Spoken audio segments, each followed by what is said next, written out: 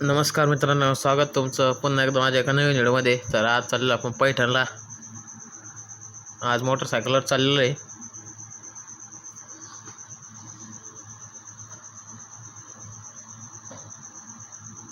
चला म्हणलं आता नाथांच्या मंदिरात पाय पडून येऊ आपण.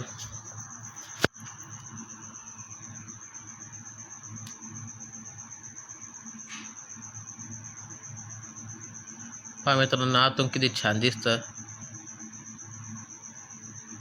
आपण आल्यात पाय पडायला लाईनीत उभं राहावं लागतं.